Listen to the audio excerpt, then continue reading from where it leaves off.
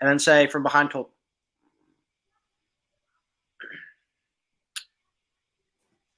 All right. All right. I'm Mike here with Mike and Carrie, and you are watching From Behind Tall Trees only on CARC Universal. Deep in the forests of North America, a creature is said to exist. A creature that people are encountering. With far too many reports to ignore, there are elements of truth behind these accounts that mankind can no longer ignore. Breaking news out of Texas, Bigfoot is real. Could a breeding population of large, upright, hairy hominids really exist in North America? Or is there something more paranormal at work here, deep in the woods? If just one footprint, one wood knock, or one howl is real, then man's understanding of primate evolution would be changed forever.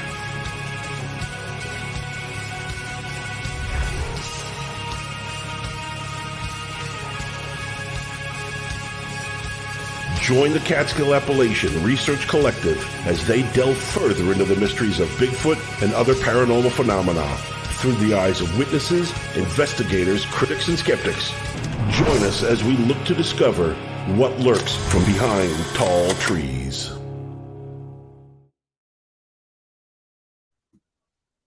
All right, so this is going to be an interesting one tonight. I know we've usually gone down those Bigfoot rabbit holes, but I feel like ever since we started getting into the whole Tom Messick investigation, it's taken us down all these different rabbit holes. And Gwen, who will be joining us a little later, just to clarify, we're actually joined by Gwen's husband, Mike, right now. So, Mike, thanks for tuning in. Of course, we have Carrie, and I'm usually on live with Charlie, but I'm filling in tonight. So let's get this started. But yeah, so Gwen found these two really interesting cases that she'd brought to our attention concerning two missing people that kind of went missing around like her area in central PA that I know you guys are both from. They went missing about 12 years apart from each other. And there's just a lot of really eerie, peculiar details about both these cases that, yeah, it sounds like they definitely warrant a lot more investigating. I think, I guess before we get into this stuff, Carrie, Mike, if you guys just want to give people like a bit of an idea of just what the terrain, the terrain's like in that area you're in central PA, where just, what like the mountains, these forested, wooded areas are like, because, a lot of people think central PA, they probably just think of like, yeah, it's Appalachia, but they mostly think of like farmland, stuff like that. But there's actually some pretty remote wooded areas there that go on for miles and miles, right? Yeah, actually, there is a lot of areas in central Pennsylvania and close. Like I'm like central, and they're like south central, but there's so many places that are hiking, places that you can only get into, by backpacking.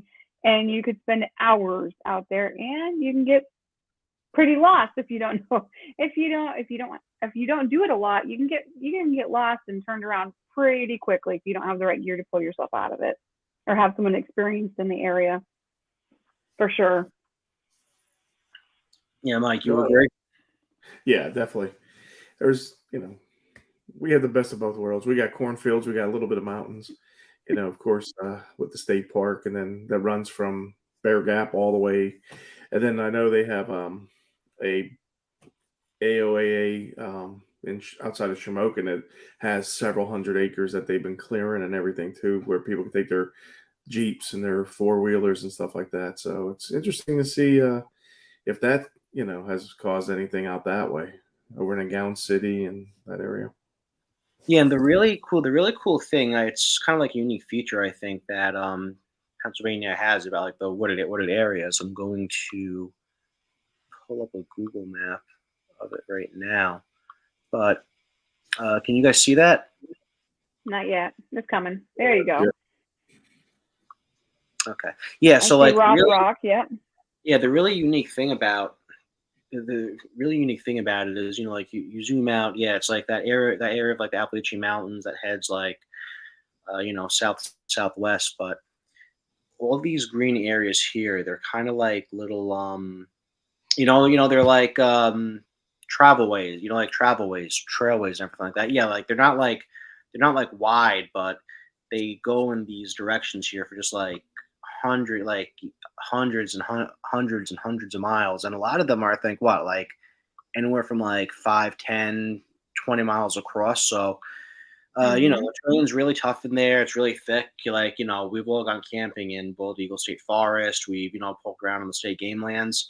It's, I guess you could say, do you think deceivingly remote would be a good way to describe it?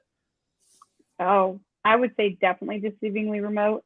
I like to think of our state forest and even our, like Roth Rock, because it's all state forest, but we have, what am I thinking of now? Game lands. We have and they all interconnect. And I always think of the places where we hike as the Appalachian Trail for Bigfoot, because in some way, shape, or form, they connect.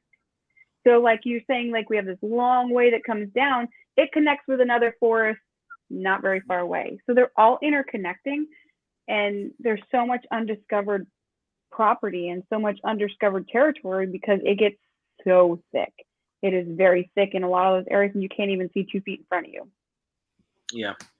Well, you can see 2 feet in front of you. You can't see beyond that. Yeah, especially during the summertime. During the summertime too, it is so thick, and like you said, you got hundreds of miles of interconnecting forests, whether it be state game land, state forest. They all interconnect like that, and I think it's a pathway for any Bigfoot to just go undiscovered and not be seen or heard because it's just so thick. Yeah. So in theory, if there's something out there that's just trying to avoid humans and doesn't want to be discovered, it could definitely keep that up. And I guess in theory too, it's probably vast enough where if someone gets lost, someone gets lost there, no one knows where they are. They could probably either stay lost for good or stay lost long enough where it's too late. Yeah. One of the the Appalachian Trail, the lady that was found on the Appalachian Trail about 5 years ago, she was found off a trail and she was an experienced hiker, but she just seemed to get lost, just off the trail. She wasn't even off the trail for not even a mile, and someone found her, and she was literally sleeping in her tent and everything else. So it goes to show you that you don't have to go very far in order to get lost. So, and not be found. Yeah, and that's really one of the bizarre things with a lot of these missing persons cases. More often than not, whenever they do find a body, it's always found in an area that they've thoroughly searched. And I think 90% of the time, I remember Brendan was talking about this. He did a really good segment on this stuff a couple of weeks ago. I think something 90% of the time, the body's found within, I think, 300 yards of their last place position. Yeah. And you're going to find out that's the case with 2 of these other. I was just going to say, great segment for the 2 people that we're talking about. Yeah, perfect segue. Definitely. So, while I get this set up, why don't you guys just go into explaining, thinking why this could or couldn't be something paranormal, Bigfoot, UFO, why it's probably more likely a more tangible, feasible explanation. Which one do you think is more likely, just based on the tidbits of information that you know about it so far? I'm gonna let Mike take this. All right. Well, definitely the one case is from 2002. Todd Sees. He was a gentleman who left his house about 5 a.m. After 5, told his wife that he would be coming back around noon to go. He went out hunting, and I think it was 3 p.m. He wasn't back yet, so they started looking for him. They had a search party. They had search dogs. About 2 miles from his home where he left with his 4-wheeler, they found the ATV laying on its side, but there was no other signs of him.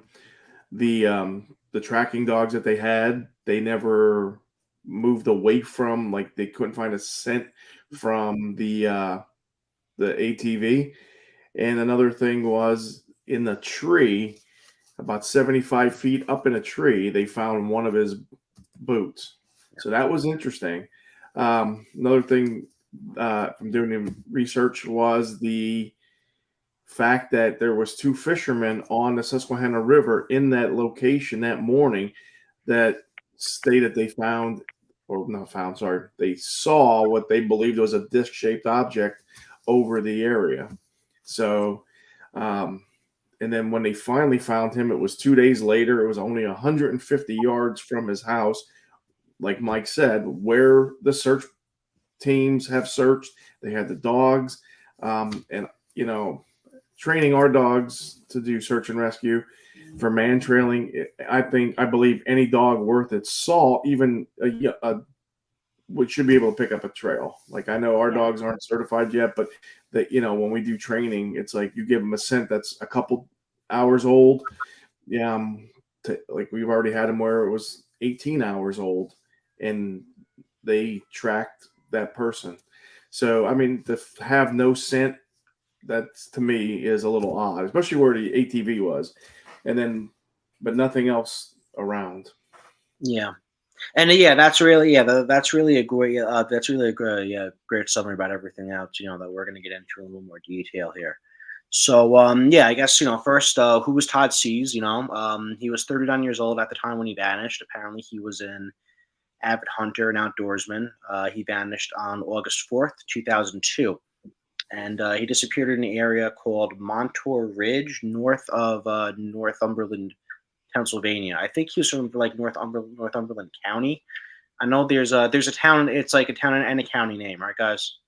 Yeah. So Northumberland County, and then the town of Northumberland is in the same. Yeah, county. it's like a little north of. Yeah, it's like a little north of the Montour Ridge. I actually got a little map right here. I labeled Northumberland, and this red circled area here is kind of where he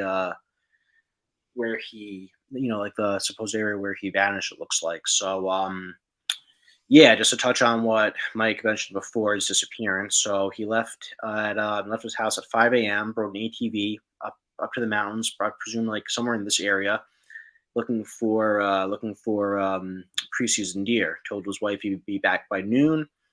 2:30 came around. He didn't return. The family got concerned and assembled a search party. So I think over about 200 searchers were involved, all different agencies, volunteers, and things like that.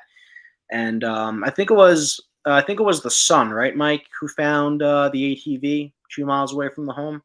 I don't recall. Yeah, I think it was the son. And it was actually parked by like it was actually parked like nearby a power line. You really can't see it too well here, but like I don't know if you guys can see my mouse or not. Yeah. Like right here and like right here, there's 2 power lines that kind of like intersect, intersect through this green area. So that's why I definitely think it's the area. But yeah, so ATV was found 2 miles from the home. Dogs it was were the son, Gwen says. It was the son. Okay, yeah, 18-year-old son. Yep. Gwen's here with us in spirit before she makes her belated appearance on camera. So yeah, the search went on for 2 days, spanned about 6 square miles. On the evening of 8 p.m. on the second day, Todd's body was found in heavy brush. Apparently, it was spotted by a helicopter. People in the helicopter, they saw like a flash of white in this heavy brush. Apparently, it took researchers a really long time to reach the site. And yeah, what's eerie was the body, not only was it found 150 yards from his actual house, but the body was found 75 feet from a pond, which had been searched by skin divers. The surrounding area had been heavily searched. And here's one of the weird, like more disturbing things. He was found in his underwear. He was completely emaciated. He wasn't bloated. Gwen would probably be the best to answer this question. I'm not sure if because like bodies like bloat, I think, right? Usually after about 24 to 36, usually you've got something happening. Okay, yeah. Gwen here says 36 hours. I think that's how long they were searching. Yeah. Yeah. And to be gone 2 days, that's pretty, you wouldn't be emaciated after just 2 days. I mean, right. Yeah, like I think emaciated because what, you could go how many days without food? Like You can go quite a lot of days without food. What is it, 5 to 7 days? Water's a different story. You can go for food for a while. Yeah, water you could go on without 2 days. I think food, like I want to say 28 or 48, but that feels like too long. You can go without food for quite some time. Water's a little bit of a different story. But then, yet you're not going to be emaciated. Emaciated is something where you don't get enough food, period. So you start, 30 days. Like that's when you really start seeing, like when you're depleted for so long. I mean, but this wasn't that case. 21 days minimum, my husband says, because my husband knows these things. Survivalist over here. Steve Aker coming in clutch. Look at that. 3 days without water. Oh, I knew it was a long time without food. However, but you don't become emaciated. Like that really does take a long time to start looking, you know what I mean? It just, yeah. And I guess the most disturbing thing too is he had like an expression of horror across his face. When I think that, without seeing like pictures of the crime scene or anything like that, I kind of think of have you guys ever seen the movie The Ring? Yeah. Yeah, I kind of think like that. Yeah. So that must have been yeah, really, really bizarre circumstances. Apparently he was fully clothed when he left when he left for the mountain to go on his scouting expedition. I think he was wearing like camo clothing and things like that. And again, this is probably more stuff that Gwen could definitely chip in. Pick your brain and stuff when she comes on. But autopsies were conducted. I think there were 2 that were conducted on his body. I got like conflicting info here. So some say that the cause of death was determined to be inconclusive. They found no cuts in his body, no visible cuts or bruises, or like any visible cuts or bruises that were found, they determined were from the being in that thick brush. The brush.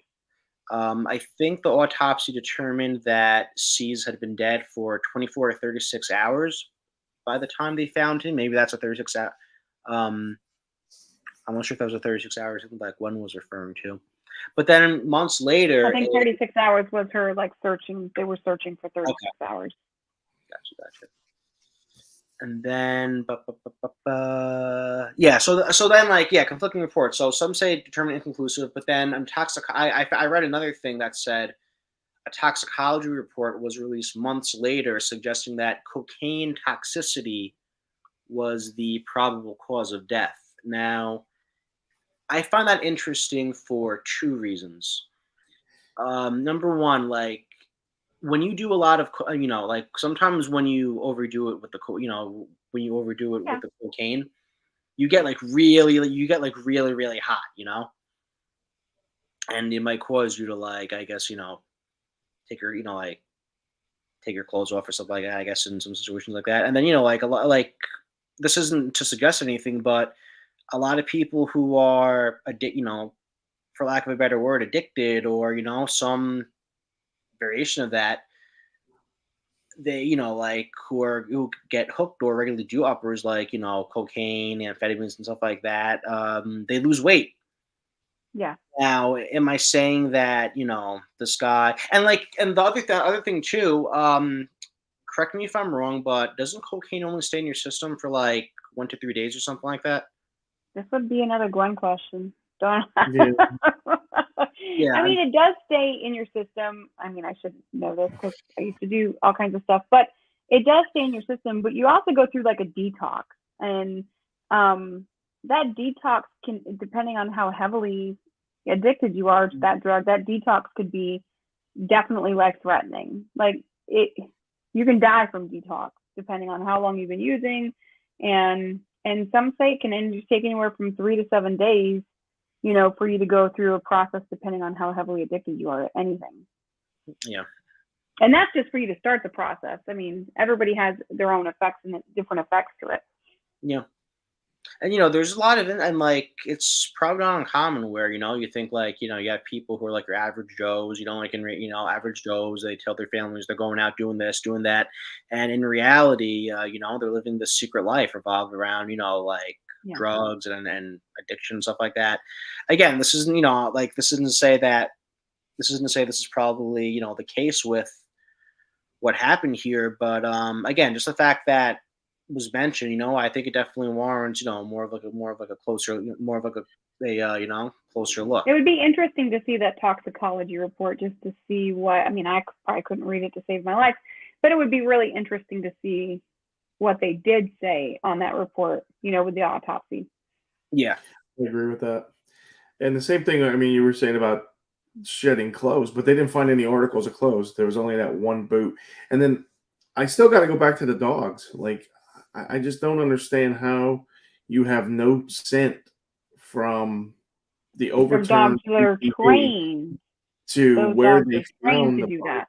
Yeah, exactly. I mean, I know for tracking purposes, I mean, we're only talking 2 days, so, I mean, even if, and I know you could track up to almost 7 days, like at least with the bloodhounds, with the better quality scent that they have, they could do a 7-day-old, will be pushing, but this wasn't the case. This was fresh. This was hours. I mean, I don't know how long. I mean, it was, from 5 a.m. to whenever the dogs got there. But the fact that there was no scent leading anywhere away from that ATV.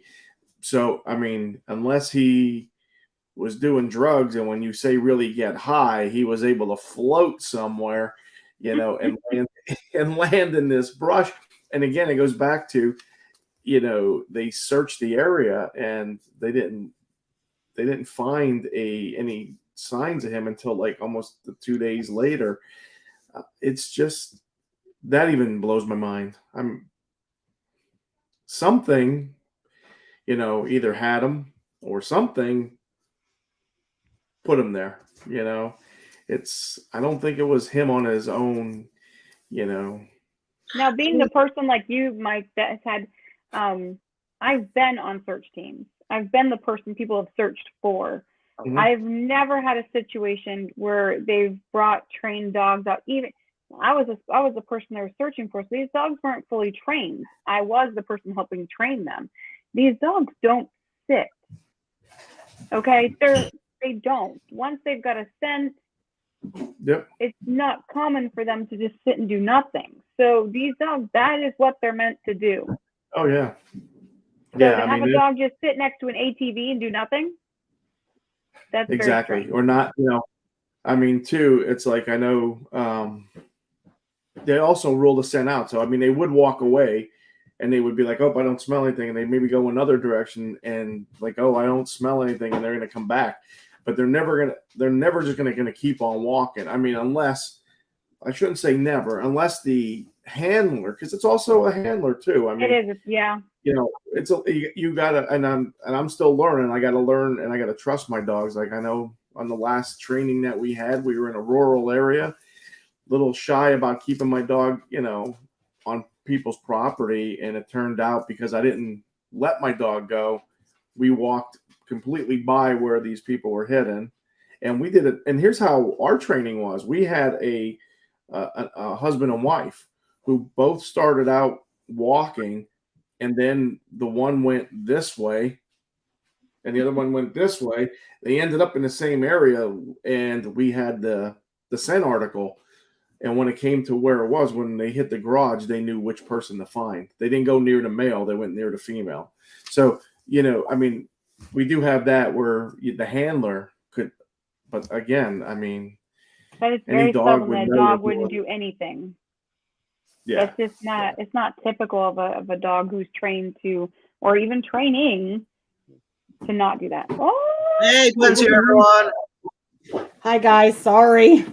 so it's ladies and gentlemen hey, night someone's now. gotta make it. Someone's gotta make a living. It's the nature of the beast. Yeah. She's my sugar mama.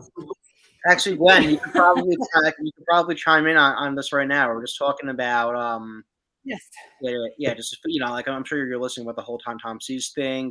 We're curious just about, like, we're talking about the toxicology report suggested, cocaine toxicity as probable cause of death. You Yeah, know, that's We can't even say you've had too much turkey yet. the cocaine theory is just that. It's a theory. It was never proven. It was the toxicology reports were inconclusive. They did not list any cause of death for him. And if you ask people about Todd Cease, people who knew him, you're going to get conflicting reports. You're going to have people say that drug use was ridiculous. He would never do such a thing. And then you have other people that said, you know, honestly, I think it's the UFO theory. It's I don't think people want to acknowledge such a theory, so they're trying to come up with other reasons why this may have happened. So I want to do some basic math here real quickly. So the autopsy determined he was dead for 24 to 36 hours before he was found. He was found on 8 o'clock of the second day that the search was conducted. So yeah, he was missing for about 36 hours. Okay, so if he vanished on August 4th, so he was found on the night of August 5th? It would have been, okay. 36 hours. So it would have been like, I'm not even sure now. 24 to 30, yeah, so 24 to 36. So if he was found at 8 o'clock, 8 p.m., so 8 p.m. July 4th. So it would be the evening of the 5th. He would have been found. So he would have been dead between. So, like, I'm trying to approximate exactly. Almost immediately. I was just gonna say almost immediately because it would be almost immediately. Because he went missing and then he was missing for 24 to 36 hours. But they said he was dead for 24 to 36 hours, which makes no sense whatsoever. It doesn't make any sense. And then there's just, the disparity between the proximity between where his body was found and where the ATV was. Yeah, ATV was found. Yeah, so, the ATV was found 2 miles away and his body was 150 yards from his house. They actually had to cut apart the brush that he was in. It was so thick. They had to cut it out in order to get to him. So he didn't walk in there. Like, he just wouldn't have walked in there. There would be no way. I mean, if you're jacked up on, if you're jacked up on cocaine, it's amazing what people are capable. I'm not buying that theory at all. Yeah, I'm not. I've been checking into this for a couple weeks now, and I'm not buying the cocaine theory at all. I'm not saying what is. I'm not saying what is. I'm He's saying being the devil's advocate. He's just trying to stir the shit. No, I'm saying I've seen a lot of people. I've seen a lot of people on cocaine. He's trying to wind me up. It's too late. She's already wound up tight. You ain't gonna get no better than that. I'm just saying, I've seen people on cocaine do extraordinary things before, so I'll just leave it. I've seen a lot of people do extraordinary things before too. But you know what? They're stupid, and then there's really stupid. But I don't know if I'd walk into a shit ton of brush to get out. I'm just saying. I'm a paramedic. I've seen lots of crazy things on drugs. Yeah, I know you have. Lots of crazy things. Yeah, in my professional opinion, I don't believe this was cocaine at all. I've seen people on cocaine. I've seen people on bath salts, PCP, meth, fentanyl, heroin. I don't think this is it. I don't think it has anything to do with drugs. There's too many other issues, like why one of his boots was 75 foot up in a tree. Where are the rest of his clothes? Like, no other piece of clothing was ever found. Never. Yeah, but right. And then there's the weird part that I don't think has been talked about yet. The FBI shows up. Well, the FBI doesn't show up for missing people, children, and if there's something odd. They took over the investigation from what I've been reading and investigating. They actually took over the investigation. They would not allow any of the family members to ID the body. So they never saw him. Family never saw him. And then there is a conflicting report that after the second autopsy revealed that they have no cause of death, that the body was actually taken to Fort Indiantown Gap for 6 to 8 weeks. And then returned to the family in a sealed casket that they were told not to open. You know what would happen to me, honestly, if someone's going to tell me not to open something? I'm going to open it. I know it sounds, I'm going to open it. I'm so bad. Like, don't tell me not to do something because I'm going to probably do it. I just think if he died of cocaine or drugs or any other stupid, crazy thing that I've seen millions of people do, the FBI wouldn't be there. Yeah. It just wouldn't. No, you're right. You're right. They wouldn't be there for one. You're right. They wouldn't be there. They wouldn't be there. And then no one. Just okay, we all should know this right now. Military type helicopters covering any area. I already smell a cover up. Just to touch back though, circle back though on the whole cocaine thing. You know, Gwen, like if someone does like, you know, gratuitous amounts of like an upper, like cocaine or methamphetamine or something like that, doesn't your body get like really, really hot from it? Like it can, yeah. Can that happen? Yeah. So there's that. But everybody reacts differently, so you can't say that every person on cocaine is going to strip their clothes, because not everybody who drinks tequila takes their clothes off either. I mean, I do. I was going to say, speak for yourself. I was going to say, I don't think tequila, okay? Because Mike's like, we're drinking tequila tonight. Exactly. Hey guys, we gotta go. Oh, now we got this sexy little shit on here on the what? We gotta block them already. Gosh, forbid. We already got people talking about the 1-800-SEX on the chat line. Gosh. Oh, I can't see that number. I'm gonna take this phone call real quick. Yeah. A message from our sponsors. But I mean, and then like cocaine only stays in your system for what, like 1 to 3 days, I think, Gwen? Yeah, it's about that. Yeah. But yeah, so like going back to what we're saying before, though, just like, you know, trying to approximate the time he died. So if that 24 to 36 hour time frame stays true, yeah, he pretty much died like immediately. But well, my question is how accurate is that? Mm-hmm. Because there's it's a huge margin of error. With the whole thing. Like him being emaciated is completely unfathomable, because you can't be missing for 36 hours and come back and be skin over top of bones. That's basically what it means. He would have had no abdomen. It would have been completely sunken in. His face would have been sunk. Everything would have been sunken over top of his bones. And so to me, I'm like, so how long was he really dead? Because that emaciated is a long time. Right. But then, I mean, if we want to go down the UFO rabbit hole, I have seen interviews with people that got abducted, and there's a time difference from when they come back. Yeah. Like it feels like they've, you know, left and came back, but sometimes it's quite a significant period of time. So there's that. The fact that a farmer and 2 fishermen saw a UFO that morning, and from other reports I've read, they actually saw a beam of light come out of the UFO and actually saw a man get pulled up into the UFO. He was flailing around, is their report. So what is the time difference? That happened about... Yeah, this happened around 5:30 in the morning. Report. Yeah, this happened around 5:30 in the morning. Right? I'm not talking about our time, but I'm saying, right. Based on other abductees' reports, that they're missing a huge chunk of time. That it just feels like they were, you know, taken and brought back when actually it was a significant period of time. So I don't know how that affects a dead body.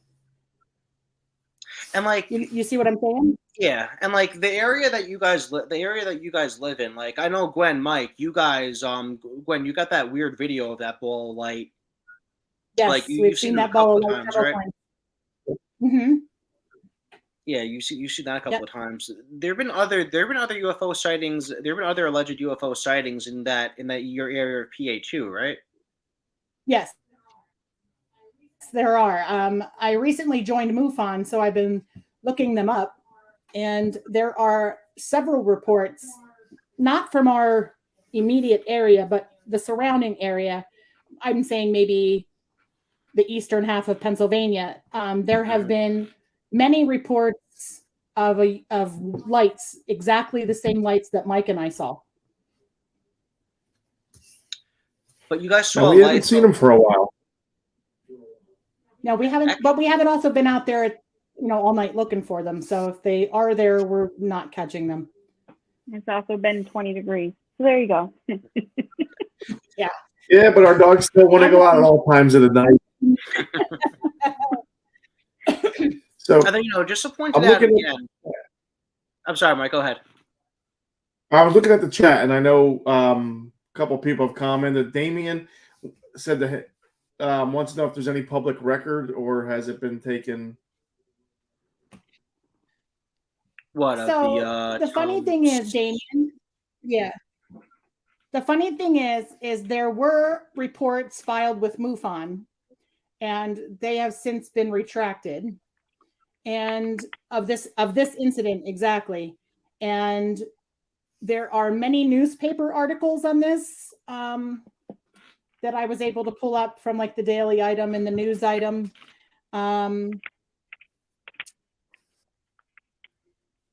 I have been in contact with someone who researched this previously, and he actually saw the autopsy report from this case, and there were no obvious markings, or he wasn't attacked by an animal. He wasn't, there were no like rips and tears in his skin or his body. And I do have a friend who, I don't know how I should say this. I have a friend who works at the military base where supposedly his body was taken for 6 weeks.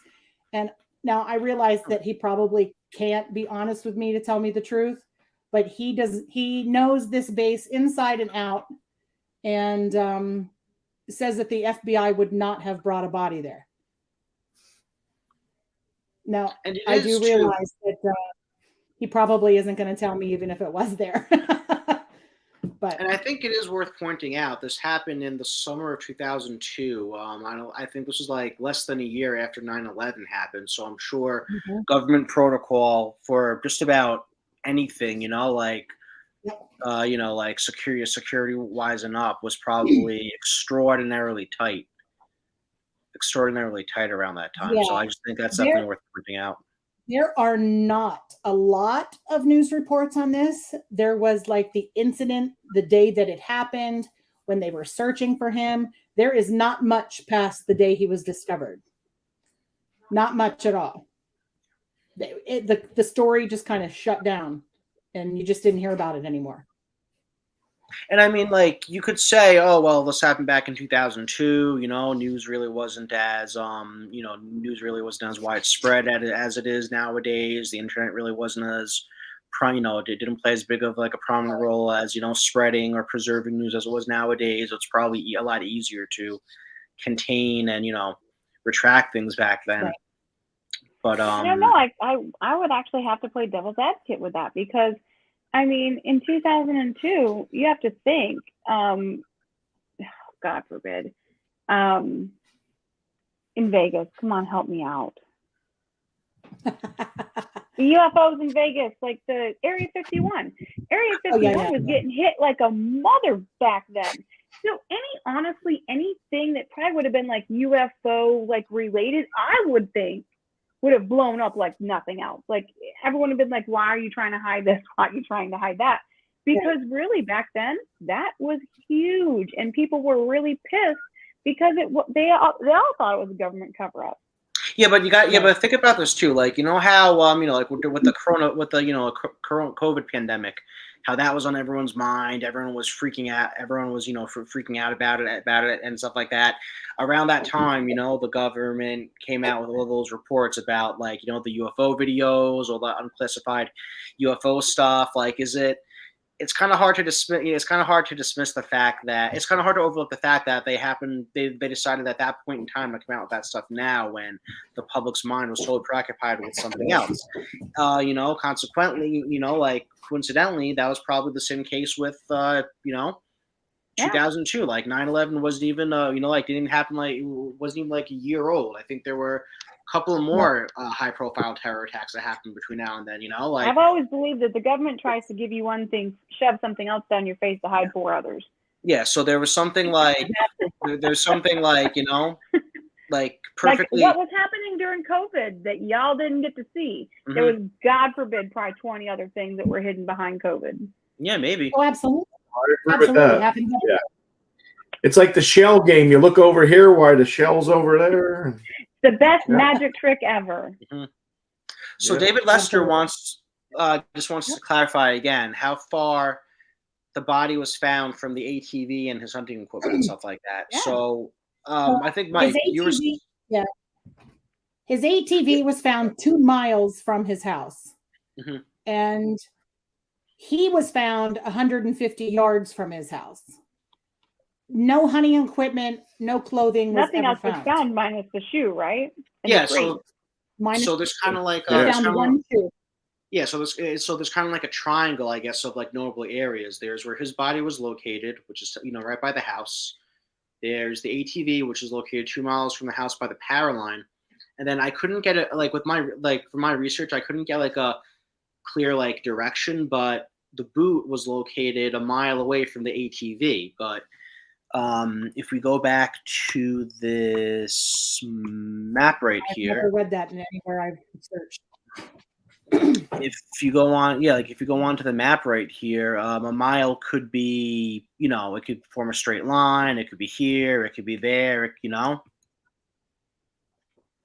No, David, I don't think anything was recovered minus the 1 shoe No, there wasn't. in the 4-wheeler and Just 1 shoe in his boxer short. in himself. Nope. Yeah. So. And he was found in his boxers. Yeah. Scary. There's a lot of things scary in the woods. Normally when I'm hiking it, but that's the point. Well, unless Bigfoot or Dogman's an exhibitionist or anything like that, I don't think they're ripping off people's clothes and stuff like that. Yeah. No, but yeah, like Dave makes another great point. Great point here. Like he knew the area like the back. He knew the area like the back of his hand. Well, he lived there forever too. So Yeah, he lived there. Yeah. So like, have you guys been to this? Have you guys been to this specific area in? Have you guys been to this specific area in Pennsylvania? That wooded area north of Northumberland at all?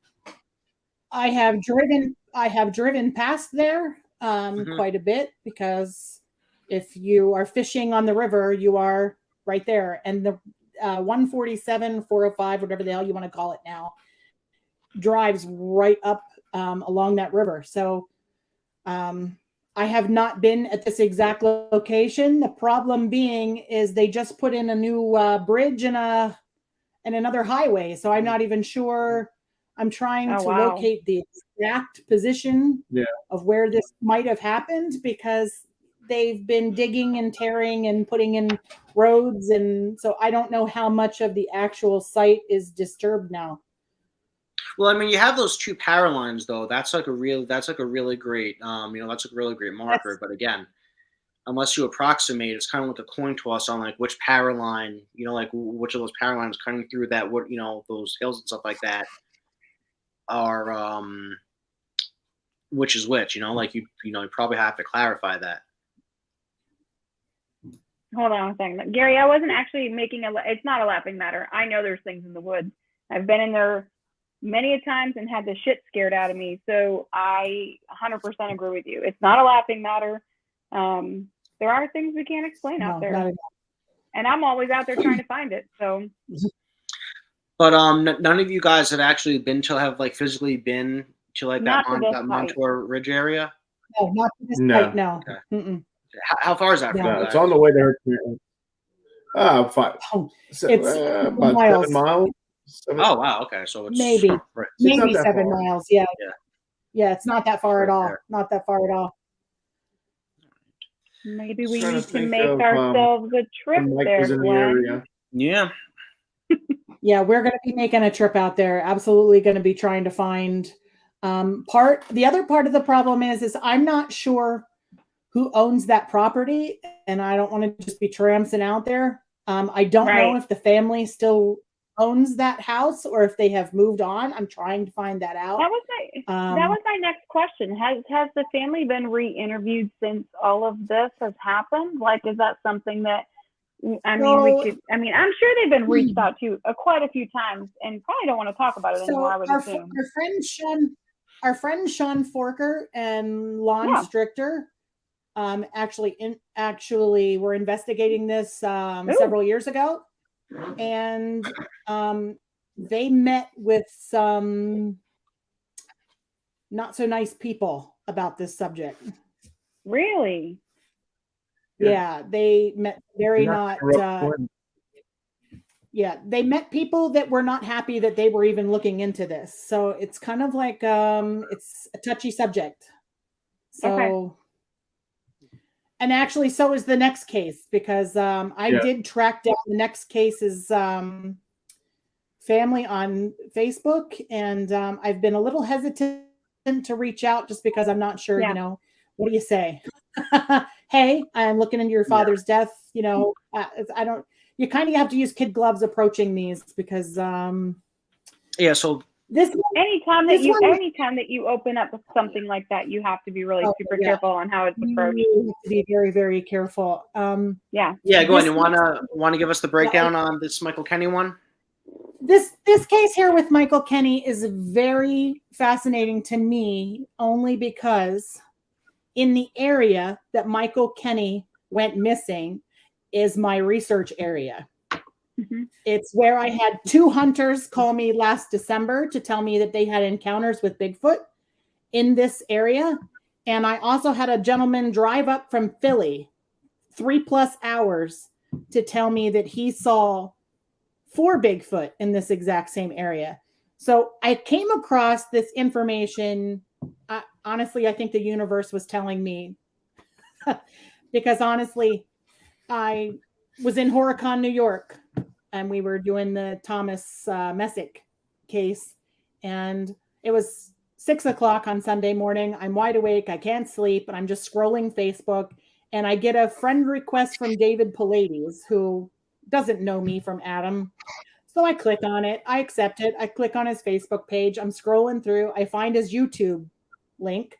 So I click on the YouTube link, and I'm scrolling through his podcasts, and I just happened to click on this one for no reason. I don't know why I clicked on this one, but this is an interesting case because he went missing in my research area, which is what I found rather interesting, that this case kind of fell in my lap, needless to say.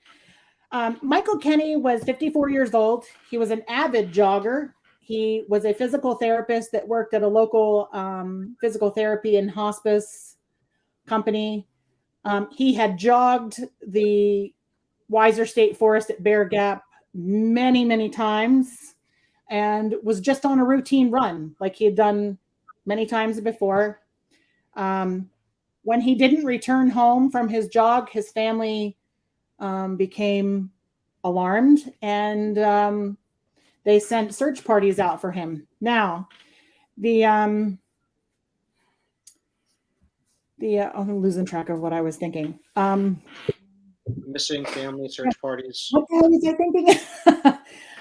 His car was found in the parking lot with the keys still in the ignition, which I'm not sure if that was normal for him or not normal for him. I wouldn't leave my car and keys in the parking lot there, but to each his own. Mm-hmm. He just disappeared. They searched the woods there for quite a while, and they had 6 dog teams in there. And none of the dogs tracked to the reservoir. He was found in the reservoir 7 days later. I know the police chief and had a conversation with him about this case. and he said that his body was in the water and it was very bloated. Now, I was also informed that the FBI did show up there. They gathered evidence. They weren't there very long, and they left. I'm not sure why they would even show up for this if there was nothing suspicious about it.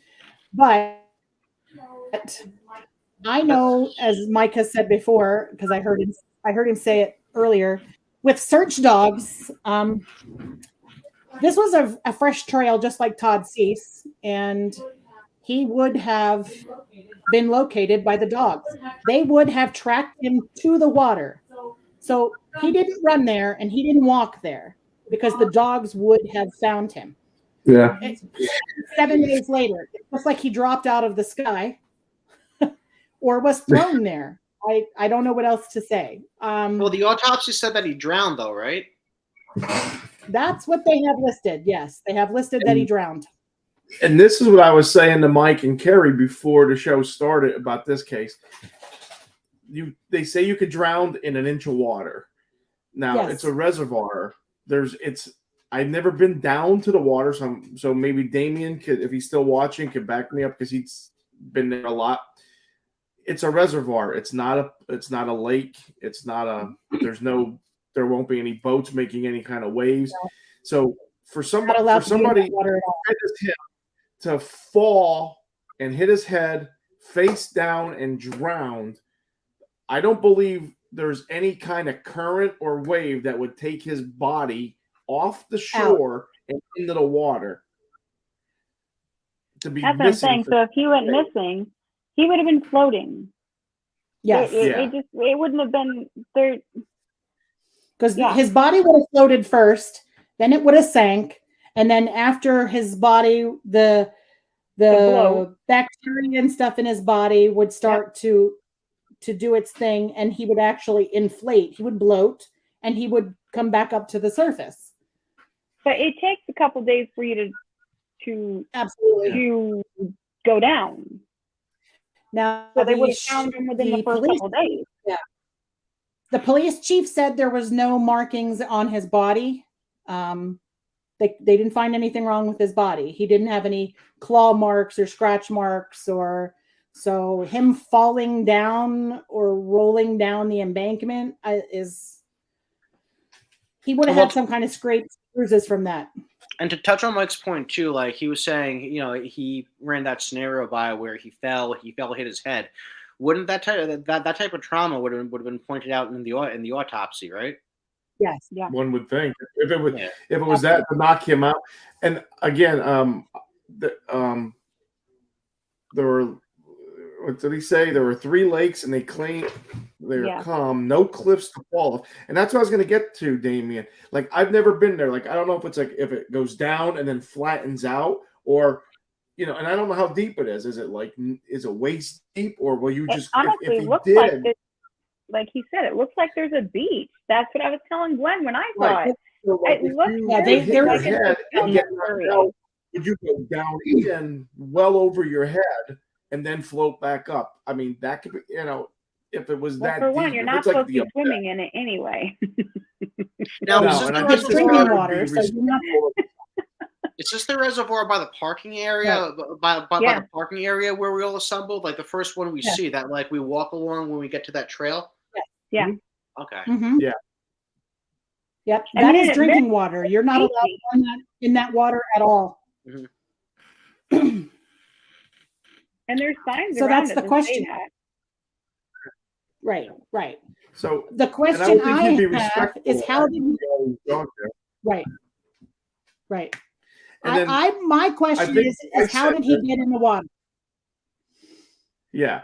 And even if he did, that's what I'm going at. Even if it was a real hot day in June and he had to go cool off, disrespecting the rules, I would think he would just go splash a little water on his head and then, or put a t-shirt and soak it and then put it around his neck to cool off and then part his ways. Again, I'm going to play devil's advocate, Mike. What's that? I'm going to play devil's advocate here because I hiked that with your wife and my husband, and it was hot as balls out there, And in order to get to the, sorry, because it really was hot, you would have to literally walk through the brush to get down to the reservoir. There's like not any specific like area, and he's ran that road like a gazillion times, so he knew. It's not an easy trail from that trail that he was on to get down to the reservoir. It's right, not. and I agree with you there.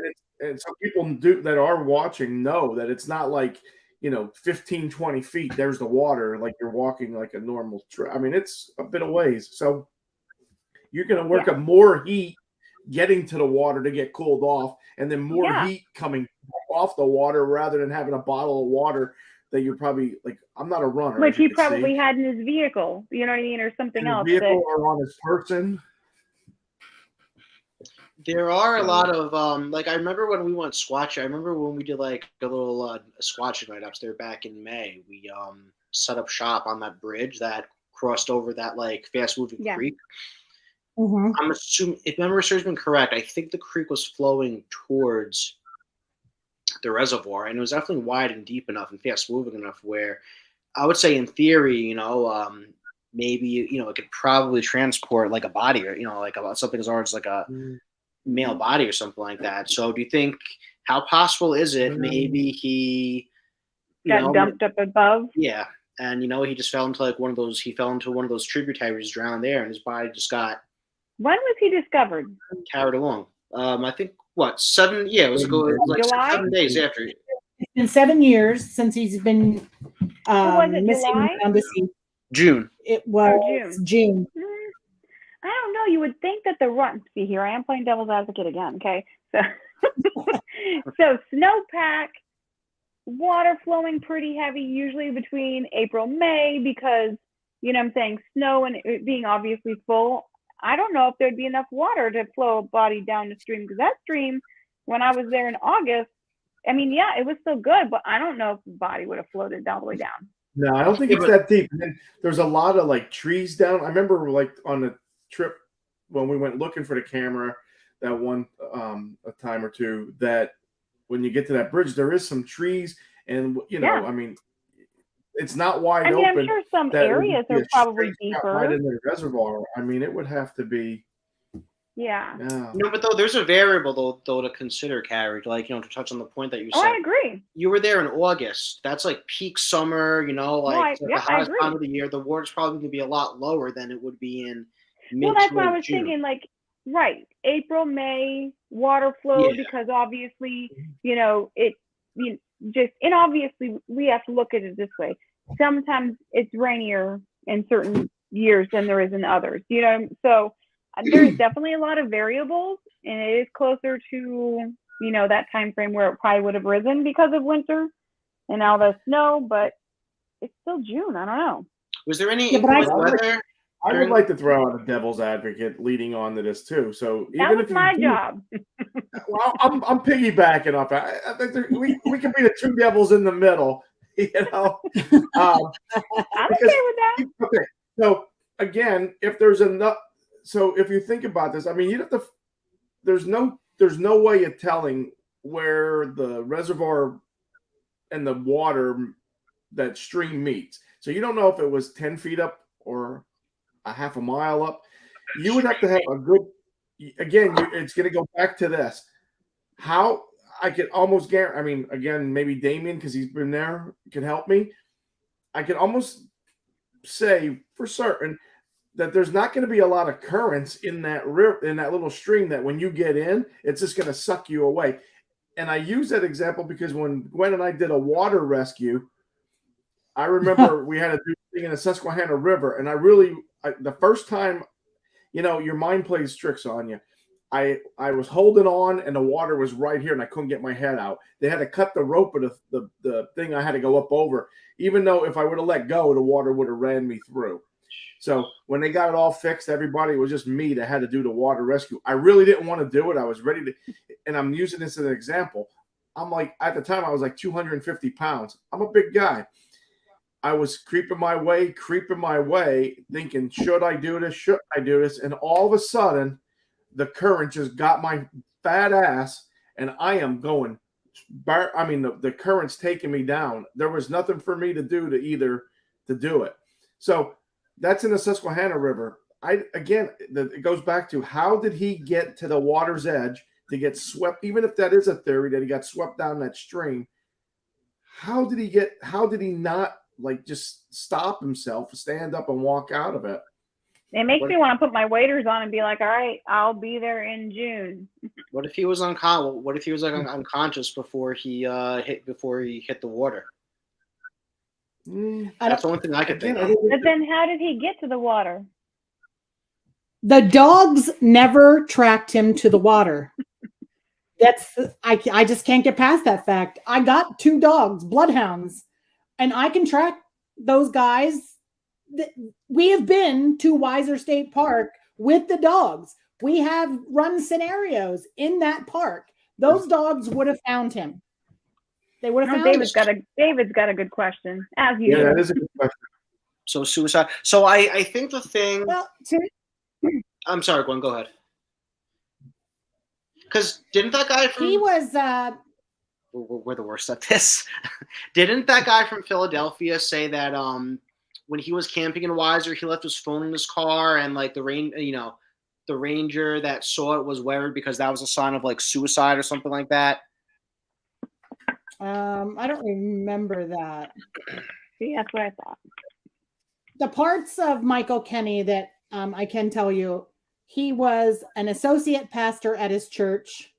Yep. He was a coach of his kids' little league football team. He was very avid, with his kids' sports. He didn't miss anything ever. He was very involved with them in their sports. He was very, very involved with the church. When another church didn't have a pastor, he went over there and filled in until they got somebody.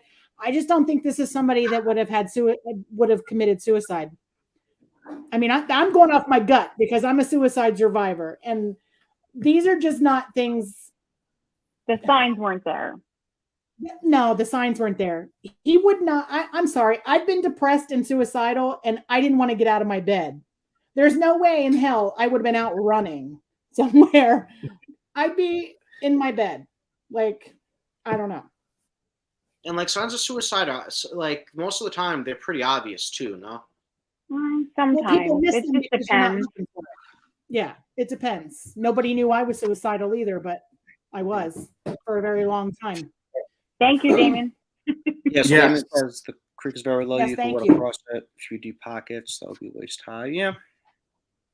I do understand that there are a few deep pockets, but the thing is if someone was to have fallen in or even put in the water, it's just going to circulate in those deep pockets because it's not going to be enough to flow them, further down. There's other variables to consider. Like, I think one thing we should look into a little more, unless someone knows otherwise. We should probably look at the weather reports. That's what I was saying, Yeah. especially if it was a huge rainy area in time frame. Mm-hmm. Oh, We got a special guest. I got a special guest.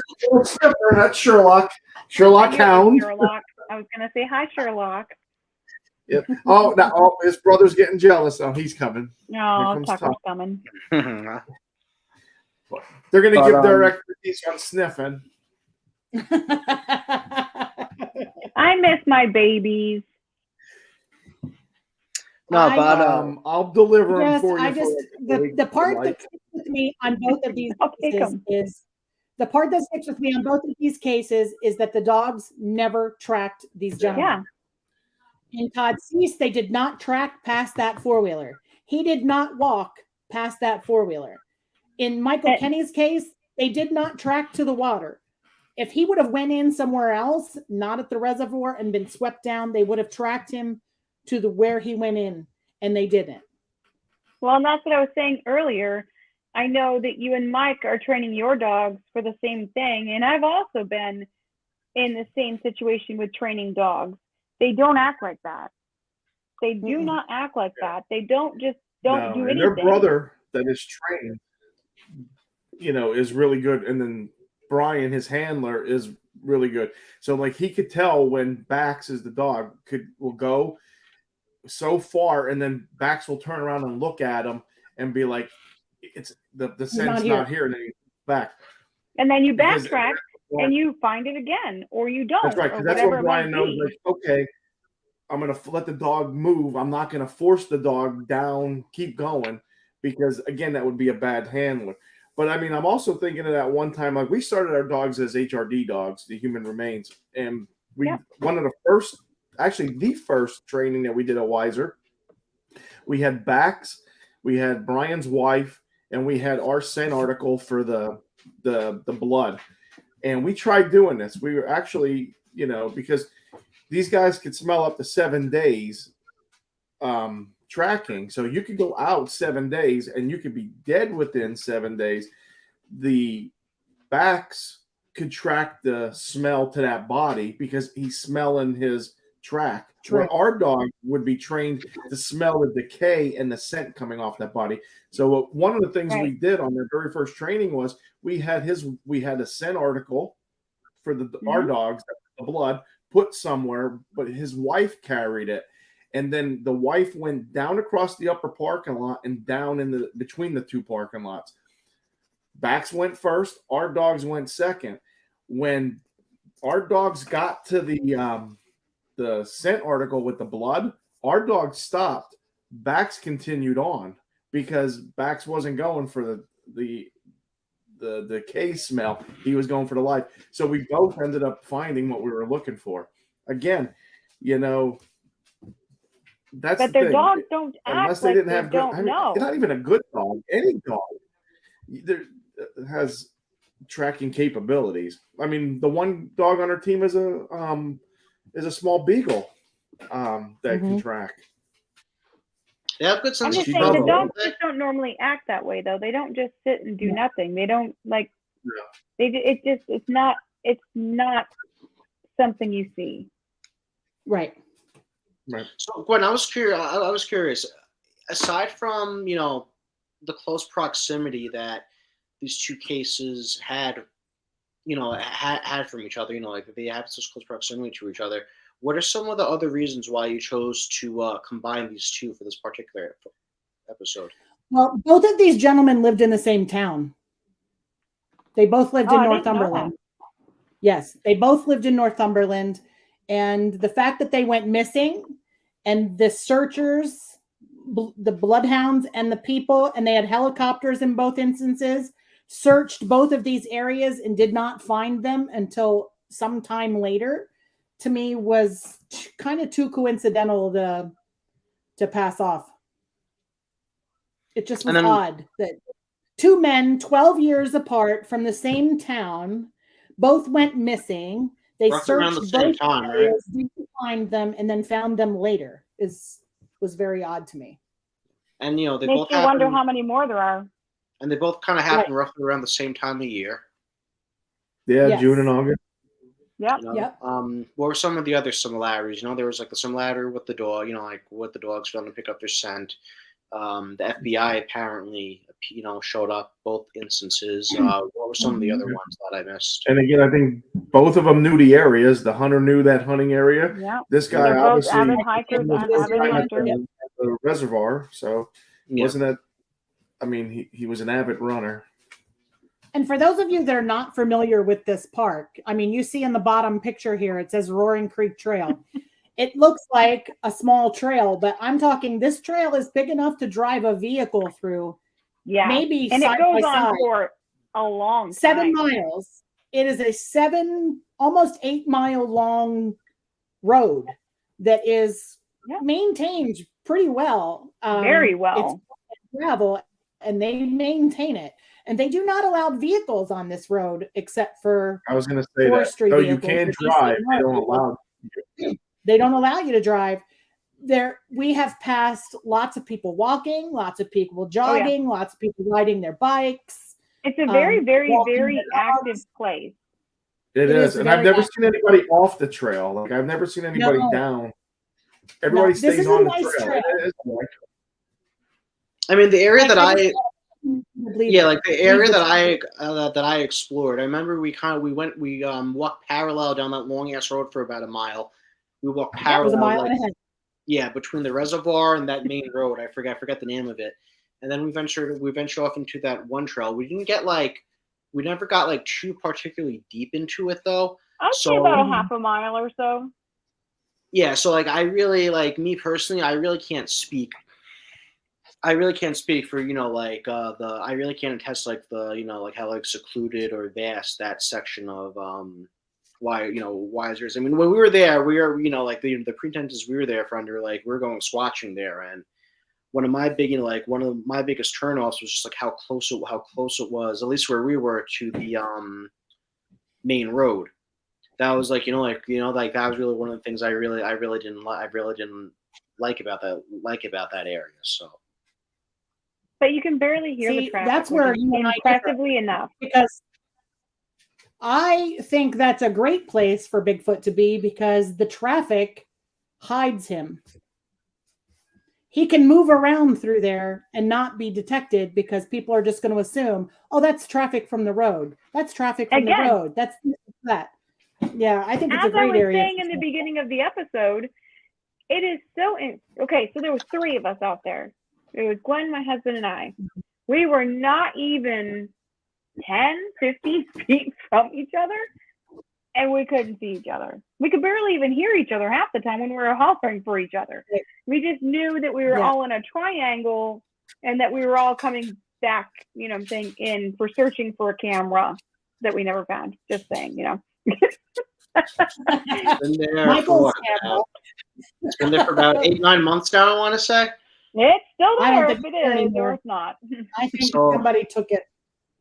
I think someone did too. If it's still there though, and there's a picture, if it's still there, we don't have a picture of like a Bigfoot or a dog man or a UFO or something like that. We're gonna have pictures of us walking around.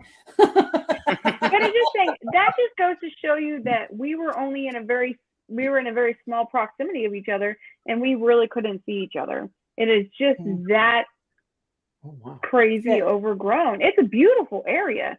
So honestly, to tell you the truth, if something wanted to stay hidden, it would have stayed hidden. Oh, yeah. Unless it wanted to show us that we were there. Yeah.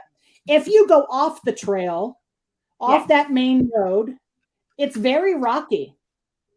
Is it not? Walking through the woods and stuff, it is very rocky. And not to mention, you'll trip over a tree branch or a tree root somewhere along the way. Right. I would never run off the trail. No, not if it's for me. No. And I see Damien says it's 8 miles from Route 54 to 487. I think he means 53 to 42. Yeah. It is it's a very long trail. Very long trail. It's a beautiful trail. And there's always a lot of people on it, or there at least was when I've been there. There's just always a lot of people utilizing it and using it. So people who use it all the time, it's really surprising that they've gone so long without being discovered, or it's definitely unusual. Mm-hmm. It's a heavy, dense area. I'm thinking, as we're all talking, I'm thinking of a case, and it's got to be 20 years ago or more. I think I was working at the newspaper, at the news item at the time, and I remember there was an accident. Young girl went missing, just vanished, and it turned out like a year later, hunters on that side of the mountain, up towards the top of the mountain, were hunting this side, and they found the car. It was a snowy night. She must have slid off the road, went clear over the guide rail and down in. So there was, when spring sprung and all that good stuff, there was no sign of any damage. But it was like a year or so later that they finally found the car with her remains in it. So, I mean, and that's, you think about, coming down that road, all those vehicles and stuff like that over the years. And that road is steep too. It is steep. And there's no sign of anything. So, it's, so, very interesting. Again, we're not, I know Gwen doesn't make, statements. It's like, make your own opinions, or we're presenting facts and take a look. But it just doesn't make, I don't know how somebody can go missing for 7 days and then just appear, that somebody's like, oh, hey, there he is.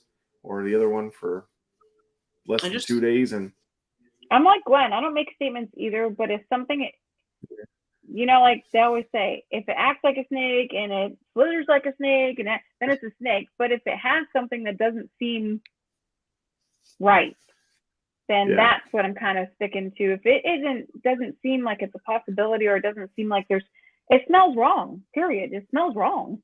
You know, it's pretty vast, secluded, you know, treacherous, thick, but you compare these areas, like these, you know, like these green foothills, they're basically just like, you know, green strips that cut through the countryside. You compare that to like, you know, like the Lake George area where we're doing our Tom Messick investigation, like just like the vastness is like, you know, the difference is like night and day. And in so doing, I just feel like these areas in PA, in theory, they should be a lot easier to search and cover. Like if you want to, you just cordon off an area, line up a bunch of searchers on one side, and just, you know, step by step until you get across. But would you have looked in that brush that person was in? You probably would have passed through it and not even realized that anything was there, because it is so thick. Yeah, probably not. Sometimes those things are so unmanageable to even walk in unless you got a machete and you're cutting crap down as you're hiking through it all. Mm-hmm. It's just so thick, and the underbrush is absolutely impressive. It is. I agree. Yeah. No, and that's kind of why, like, now I try not to do like too much night op stuff in the woods, especially like squatching and stuff like that. I try really not to do it in like, you know, July, August, just because, you know, number one, the woods are so ridiculously thick. Yeah. It's really hard to navigate. You got the bugs to deal with. Certain equipment, like, you know, thermal cameras on like hot, humid nights, they're pretty much useless. I'm totally a fall, winter, or springtime. I love going out. Those are my favorite times. Yeah. I'll go anytime. I don't care. I mean, I'll go anytime. It's just that, you know, I think, you know, fall, winter, and spring are my most favorite. At least I can see kind of sort of more than I could before.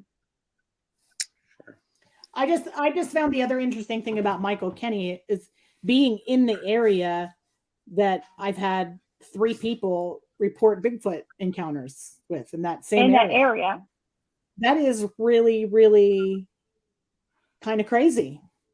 Not gonna lie, it's kind of crazy to think that he went missing in that exact same area.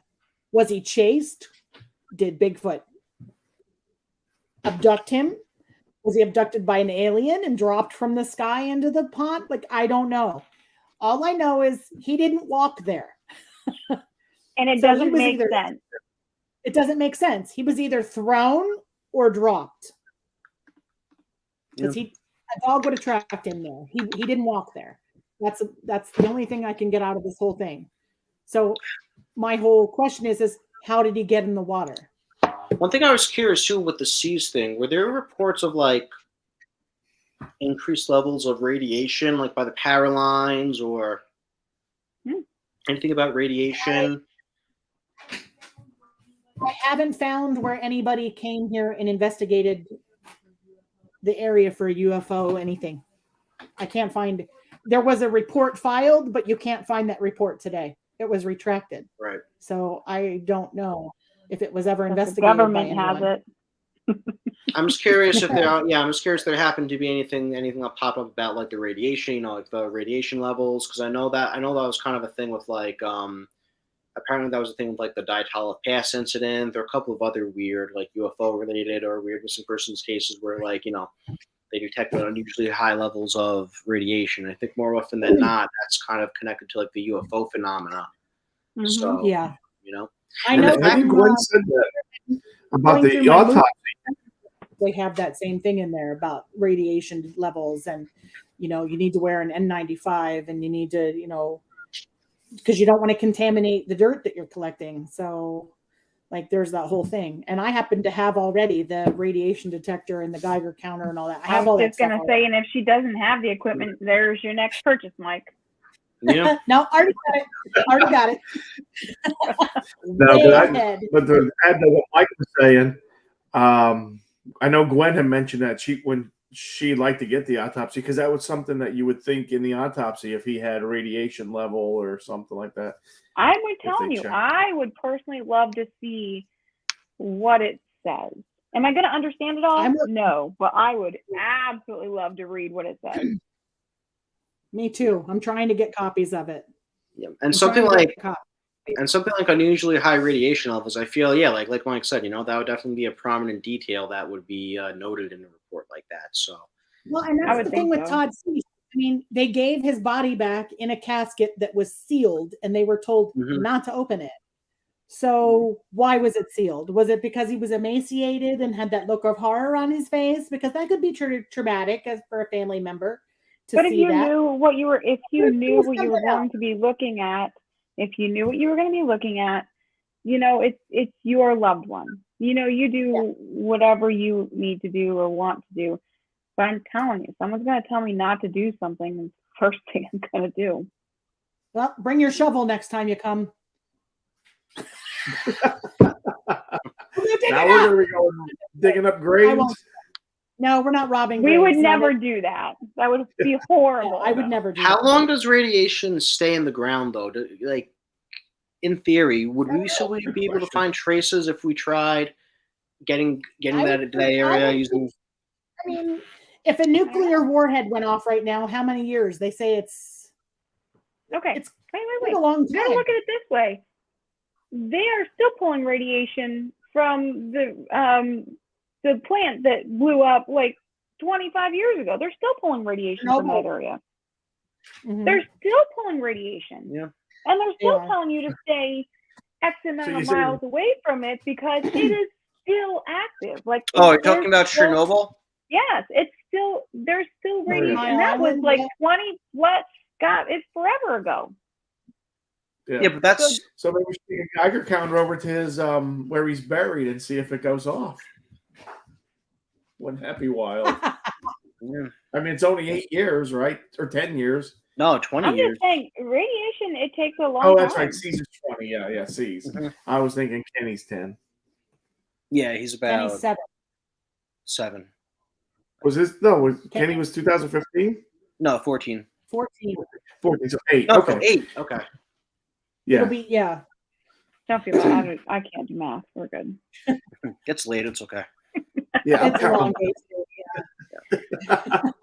But yeah, I think those would be two interesting things to research, though, moving forward. It'd be interesting if we get more information. Definitely to do like a follow up or whatever on the story, and if anything else like that, it would be interesting to. But I think it's crucial to get our butts out there so that we can see where it was these people went missing. It just Boots on the ground to make a difference. Yeah.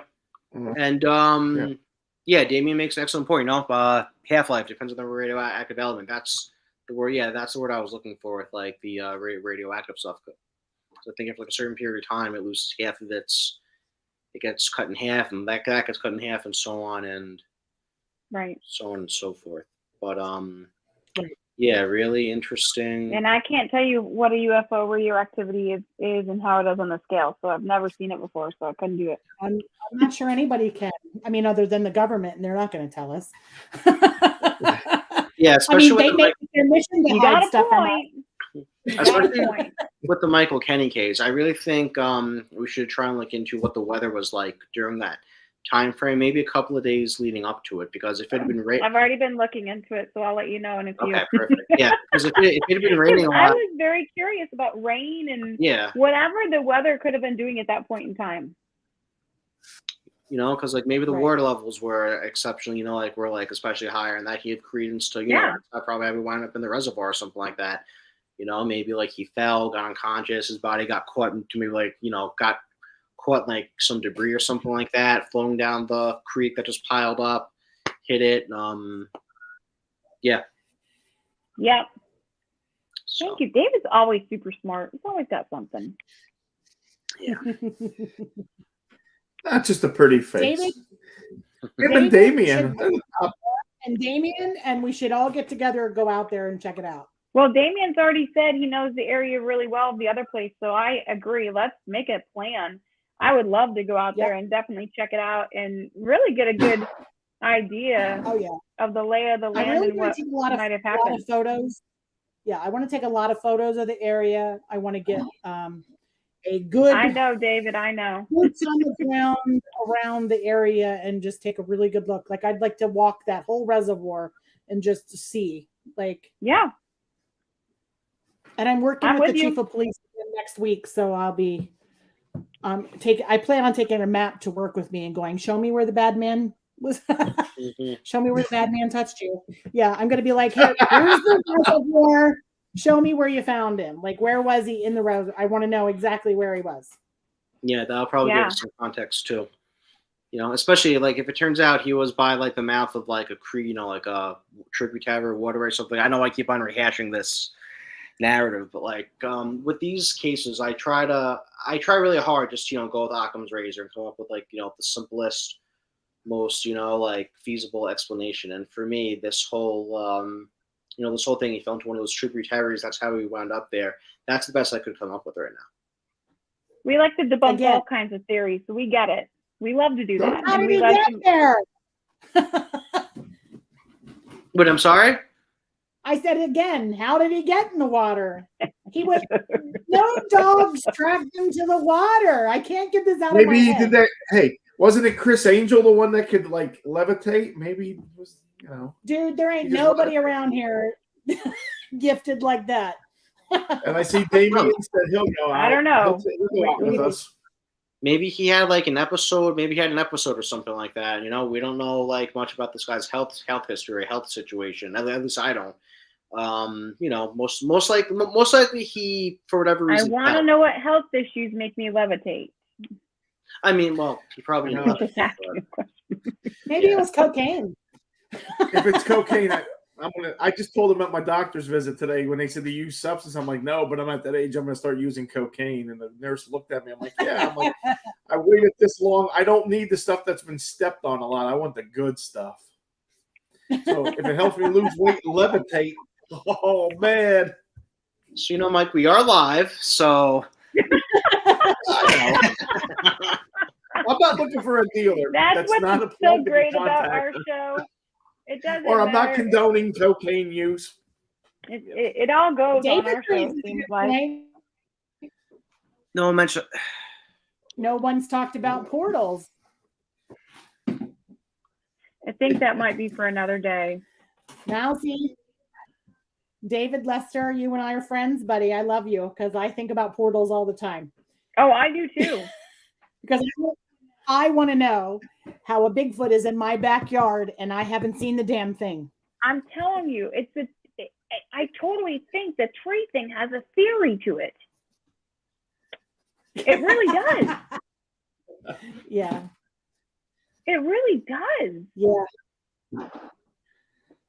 When are you coming back, Are we done talking about Miss portals? Carey? When are you coming back to visit us? Honey, I'll come visit you anytime you want me to. The last few weeks have not been Okay, great, but as you anyway. can see, You see this great guest there's your bedroom I have guest now? room. There's your guest I room. was just gonna say that. You don't gotta sleep outside in a tent. Do I get to sleep with the puppies? I could attest to that is actually a very comfortable bed. Nice. We actually have one here now too. It's in the other room. My granddaughter's sleeping in there, so I should shut up, but I can't do that. All right. Well, we've been going at it for about 90 minutes now. I guess you guys are ready to call it a night. I think we covered all the bases. And this is our last Sure. show for the rest of the year. It is. This is our last So show. we till honestly, spring. I mean, Gwen and I and the whole CARC team, and Mike too, of course, because he's always in the background. We love you guys very much for staying with us, and Absolutely. we just absolutely have enjoyed all the conversations and all the people we've met. And I don't know, I can't tell you enough how much it's been a great thing for me and for Gwen and for all of us. For sure. And next year, over the break, we're going to consider rebranding. Maybe stepping away from the From Bretagne Tall Trees and come up with our own name so that we can be. But don't worry, Gwen and I aren't going anywhere. Oh, we're not going anywhere. Hell no. It's all still going to go the same. We're still going to have the same controversial topics. But the nice thing about, especially tonight's topic, is this isn't over.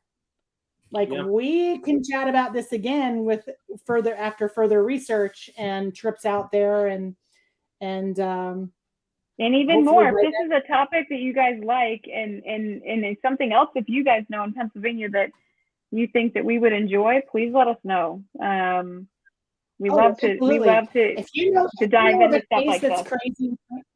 Oh yes, if you know of a case that's crazy and strange and is unexplainable, please shoot it in our direction, because I'm like a bulldog. I said I'm going to figure out what happened to these two men. I don't care. I'm going to die finding out what happened to these two men. Hopefully it's not sucked up in a UFO and come back emaciated. But I mean, because that's a lot of stuff to get rid of. I'm not a little girl. They'll come So right back. I don't know where you It's can always sign the up for husband, that right? project, Always the but husband. I'm willing. I'll pay tribute. How's that? And it's not a joke. I'm just saying I could pay tribute for y'all. yeah. But So yeah, this topic is not over. This is far from over. No. We're going to be doing a lot of research over the break, and I've already got some stuff lined up for the spring, so it'll be good. and some of the stuff that like, you know, me and Charlie, you guys, Brendan, that I've been doing the last couple of weeks, you know, like to finish up this season, I think it's giving everyone a little bit of a taste of what to expect for the third season. Yeah. I know with you know, from Behind Tall Trees, we've kind of touched on the possibility of just, you know, consolidating both shows and just having me, Chuck, and you guys all on at the same time, or doing some kind of rotation. But we're definitely going to be broadening our. We're definitely. That's never been brought up to me. Are you sure? I'm positive. Brendan did never say anything to me about combining the shows and having one show. That was never mentioned to me. Maybe I'll. But anyway. Yeah. We'll be talking about it after this show. Yeah. But yeah, we're definitely gonna be. Yeah, we're definitely we're definitely gonna be talking about like a broader variety of topics. You know, just high. You know, like besides Bigfoot, just high strangers in general. You know, definitely get into more paranormal stuff. Definitely other cryptids, you know, weird disappearances, other bizarre. I would love to cover more different cryptids, not just. Yes, I mean, Bigfoot's my love. Bigfoot's my first love. Sorry, honey. But I love tall, dark, hairy men. Please, we have a spare bedroom, buddy. Bigfoot will always be my most amazing thing that I love. But Loch Ness, honestly, was my first thing that I truly fell in love with for a cryptid type. So yeah, I'm willing to just, and I'd love to go to other places, Glenn. We could go to other places, you know, and just no. Anyway, that's why I digress. We'll leave. Hey, the Rougarou is in Louisiana, and I'm dying to find that guy. And we're going there in February. Go. Oh, nice. You coming along? Let's go. All right. That'll be fun. Yeah, it would be fun with Glenn and I. Go check out Nessie. Yeah. Oh, they have a Nessie in Lake Champlain. I was born in Burlington, Vermont. Not that y'all needed to know that. So I have a love. I love Vermont, and I used to sit next to Lake Champlain and take the ferries across to go to New York. And I'm telling you, I would be eyeballing. I was always waiting for something to pop up. One of these days it'll happen. Vermont's got some weird legend. You know that they have Glastonbury Mountain in Southwest Vermont. That, you know, that there's supposed to be a lot of weird stuff going on there. You know, there was that trail camera photo. I know there's Vermont has some very odd things that have happened there. My grandmother used to own a farm and lots of property, and there had there's some very interesting things in that state. They have their own like Pigman or something like that. Their own Pigman legend. They have one out. They have one out in Western New York too, which is kind of how I found out about the Vermont one. But lots of interesting stuff. Lots of legends and lores in Vermont for sure. Well, yeah, there's a lot of history there too. You know, like people have been. How long have white settlers been? It's like the 1600s, I think. So plenty of time for weird. Beautiful place too. Gorgeous. But yeah, I guess that about. There's gonna be lots of cool things coming up for the next season, so it'll be interesting. So hang out with us. I can't wait to come back. I know Carrie can't wait to come back. Maybe even you'll see a cameo from my husband Mike from time to time. Yep. Maybe we could do a husband-wife team. My husband could come on too. No. Well, Behind Tall Trees double date. Double date. That is too funny. That's actually pretty catchy. I thought of that just like right there. Right, Better write that down so you don't forget it. Yep. But yeah, for myself, Mike, Gwen, Carey, just want to thank everyone for tuning in. Hope everyone enjoyed the show, and we'll see you next year. You've been watching From Behind Tall Trees, a Catskill Appalachian Research Collective production. For more information on this program and others like it, remember to like, share, and subscribe to CARC Universal today. To join the conversation on our Facebook group, become a member of the Catskill Appalachian Research Collective Facebook group. CARC. Relentless.